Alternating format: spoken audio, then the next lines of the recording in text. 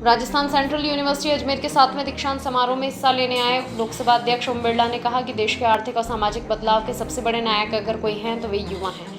बिरला ने दीक्षांत समारोह में गोल्ड मेडल और डिग्री लेने वाले विद्यार्थियों को शुभकामनाएं देते हुए कहा कि जीवन का एक पड़ाव इस दीक्षा के साथ संपन्न हुआ, लेकिन दूसरा और सबसे अहम पड़ाव अब यहीं से शुरू होता है। उन्होंने कहा कि शिक्षा के जरिए जो चरित्र निर्माण हुआ है उसका फायदा अब समाज और देश को मिलना जरूरी है। उन्होंने कहा कि आत्मनिर्भर भारत और विश्व गुरु बनने का रास्ता युवा ही तैयार कर रहे हैं। साथ ही उन्होंने कहा कि समाज और देश में बदलाव युवाओं के जरिए ही आता है। उच्च शिक्षण संस्थानों में देश की चुनौतियों और समस्याओं के अध्ययन के साथ ही उनके समाधान की कोशिशें भी लगातार होती रहनी चाहिए।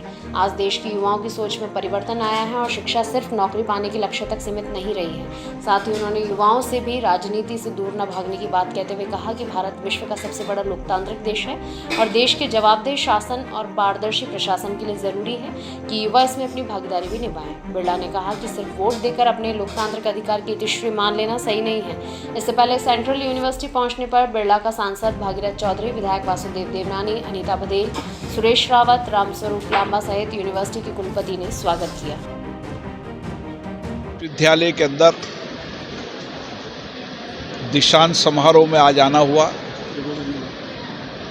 जिस तरीके की ऊर्जा, आत्मविश्वास यहाँ के नौजवान विद्यार्थियों में मैंने देखा है, आने वाले समय के अंदर ये विश्वविद्यालय देश की वर्तमान भावी चुनौतियों का समाधान देंगे। केवल भारत का नहीं, विश्व में भविष्य में आने वाली चुनौतियों का समाधान भी इन विश्वविद्यालयों से निकलेगा, इन नौजवान विद्यार्थियों के माध्यम से निकलेगा।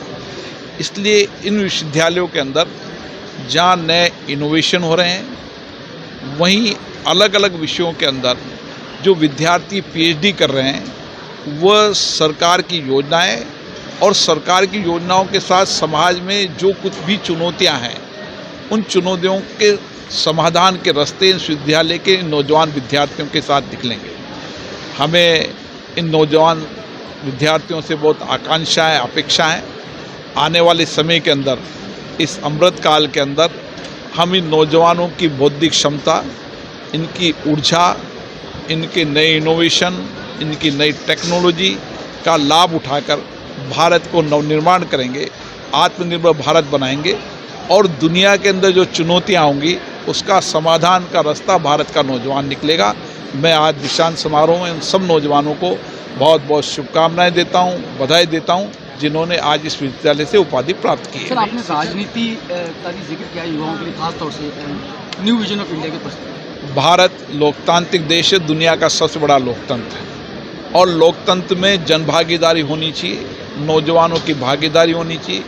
जितनी लोकतंत्र के अंदर नौजवानों की भागीदारी होगी उतनी ही हम बेहतर शासन देखेंगे। एक अच्छा शासन, गुणवत्तापूर्ण शासन, सरकार की योजनाओं का ठीक से नीचे तक पहुंचना, नीतियों कार्यक्रमों को ठीक से बनना, कानून ठीक से बनना, इसके लिए हमें कहीं न कहीं नौजवान और देश के हर व्यक्ति की सक्रिय भागीदारी आवश्यकता है। जितनी लोकतंत्र के अंदर जनता की सक्रिय भागीदारी होगी उतना ही शासन जवाबदेह होगा, प्रशासन पारदर्शी होगा।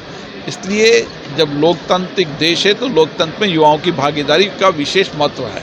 सेंट्रल यूनिवर्सिटी उम्मीद की नई किरण है, चाहे राज्य के विश्वविद्यालय हो, केंद्र के विश्वविद्यालय हो, चाहे IITN हो, चाहे मेडिकल हो, चाहे हमारे प्रोफेशनल कोर्सेज हो या जितने भी हमारे कौशल केंद्र हो, ये सब के सब कहीं ना कहीं हमें नए इनोवेशन, नई टेक्नोलॉजी का उपयोग करने के लिए संसाधन बनते जा रहे हैं। अब विश्वविद्यालयों के अंदर शिक्षा के स्वरूप को बदलना पड़ेगा। शिक्षा गुणवत्तापूर्ण शिक्षा हो, लेकिन उसके साथ उसको कौशल भी हो, ताकि वह अपनी शिक्षा के साथ अपने अलग अलग विषयों के अंदर कौशल प्राप्त कर सके, सर्वश्रेष्ठ बन सके। और श्रेष्ठता के लिए हर विश्वविद्यालयों के अंदर अलग अलग कोर्सेज चल रहे हैं। उन कोर्सेज के अंदर प्रोफेसर भी इस दिशा के ओर काम कर रहे हैं, क्योंकि हमें सोच बदलना पड़ेगा, नज़रिया बदलनी पड़ेगी, दिशा बदलनी पड़ेगी।